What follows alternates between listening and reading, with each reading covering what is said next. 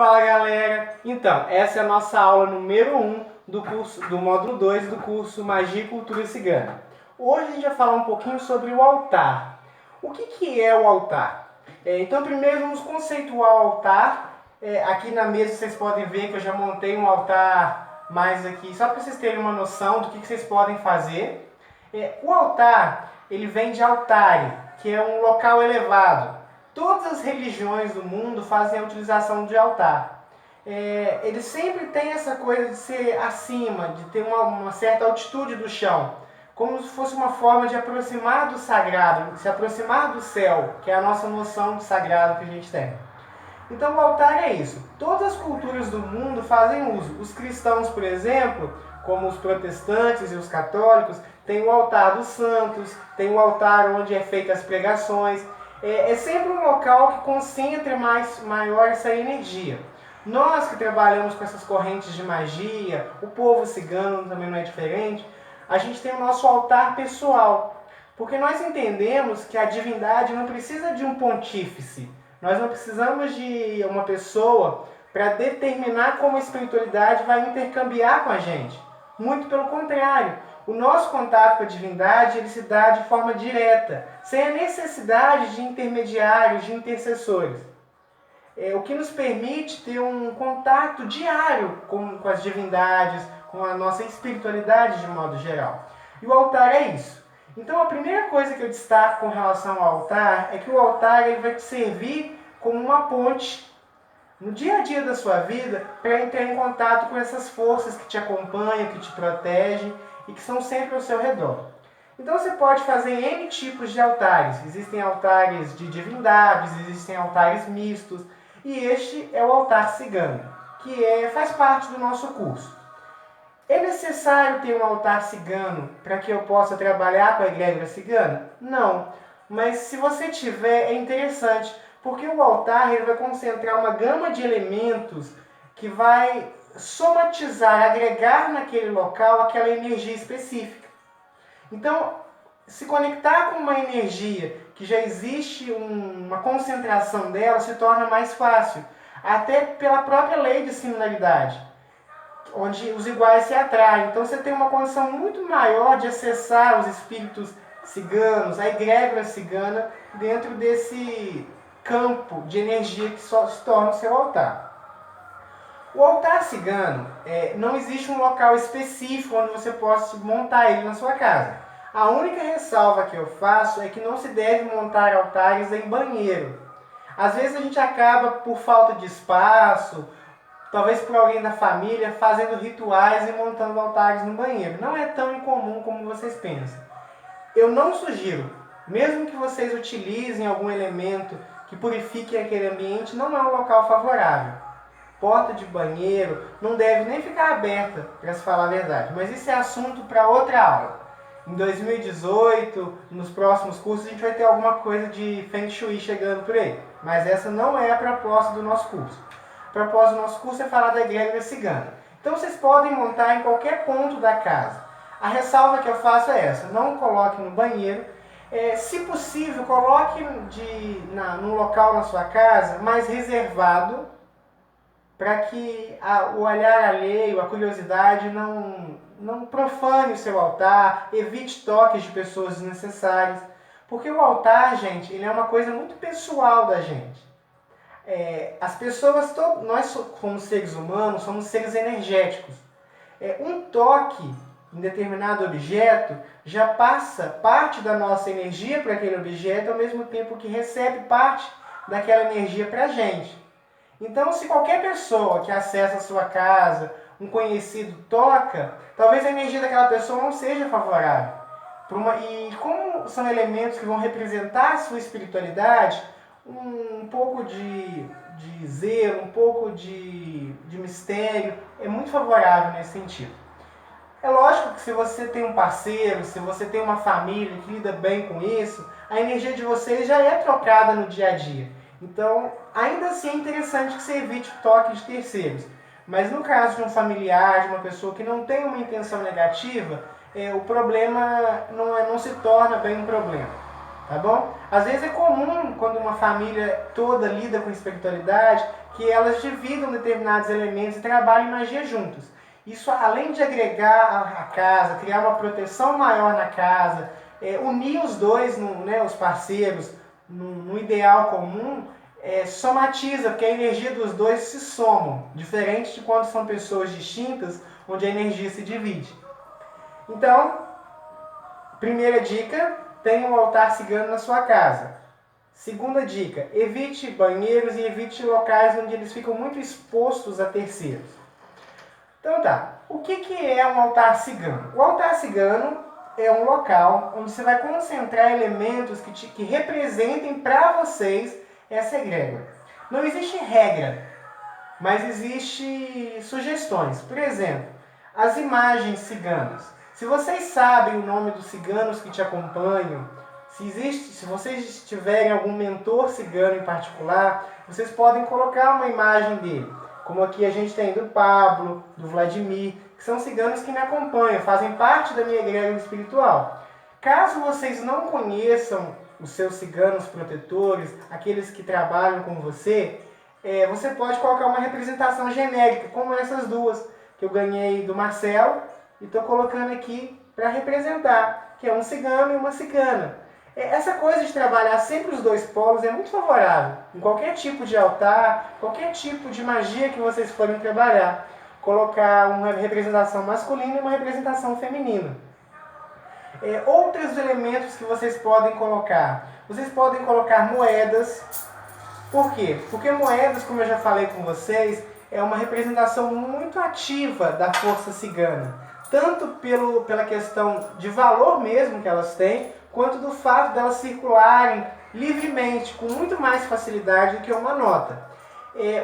As moedas no seu altar cigano, entre outras coisas, elas vão atrair a prosperidade para a vida de vocês. Por quê? Porque, como mais uma vez, tudo no altar vai trabalhar a questão da similaridade da atração. Então as moedas elas vão atrair para a sua vida, o altar representa a sua vida, isso é uma representação muito legal, a prosperidade. Então tenha moedas, e não precisam ser só moedas que estão em circulação, moedas de outros países, moedas antigas, coloque todas, sabe? É bem legal essa coisa, trabalhe com moedas. Outra coisa muito legal que vocês podem trabalhar também, cores. Eu aqui optei pelo vermelho, que representa bem a paixão, a vitalidade, a força, a proteção, que os ciganos também atuam. Na falta de uma cor específica, trabalhem o vermelho, como toalha, para cobrir o espaço que vocês destinarem aos ciganos na sua casa. Mas vocês podem pôr outras cores, como o dourado, que é uma cor que eu trabalho bastante também, que atrai a prosperidade, eleva a autoestima, eleva a energia do ambiente, isso é muito favorável. Os ciganos também gostam muito de cristais, de cores variadas. Sempre trabalhem cores quando forem trabalhar os ciganos. Evitem o preto, mas as demais cores, inclusive o branco eu faço só uma ressalva. Não utilizem também com muita frequência não, porque o branco é uma cor que os ciganos remontam ao luto. Então vocês podem fazer uso no dia a dia, mas não é tão favorável. O ideal é colocar cores fortes, como o verde, o azul, o amarelo, o dourado, o vermelho. E não utilizem o preto e evitem o uso do branco. Usem cristais variados, como eu falei, o próprio citrino, que representa a prosperidade, o quartzo rosa, que representa o amor, o lápis lazuli, que representa a transformação, e N outras cores de cristais que vocês podem trabalhar. Uma outra coisa muito legal, flores, tanto naturais quanto artificiais, vão dar um charme maior para o seu altar e vão atrair essas energias. As ciganas gostam muito de flores vermelhas, gostam muito de flores coloridas, vai enfeitar bem o ambiente da casa de vocês. Existem alguns elementos que eles não são obrigatórios no altar cigano, mas que são muito interessantes. Por exemplo, adagas. Altares ciganos é muito comum, sobretudo próximo da sua representação masculina, uma adaga.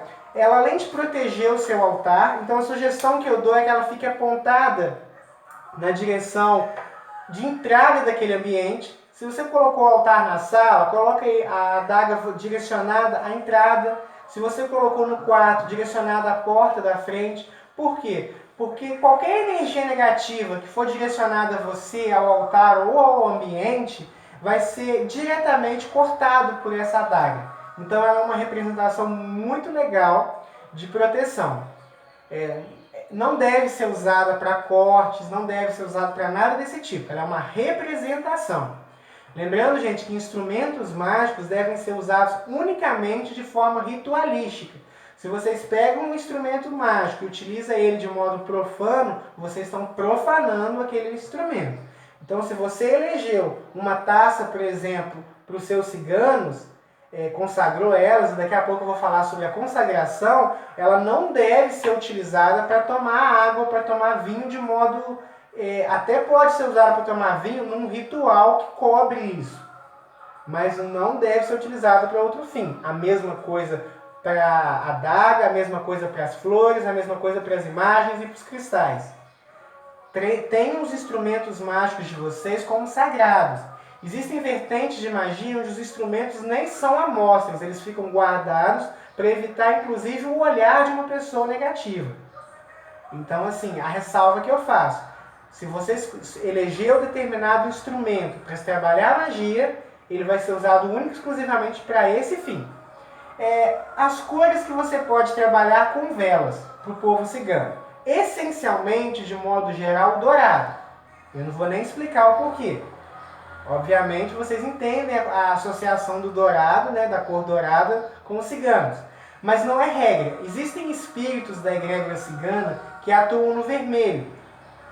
Espíritos, sobretudo os Exus e as pombageiras ciganas, linhas de trabalho como o do cigano Vladimir, atuam no vermelho.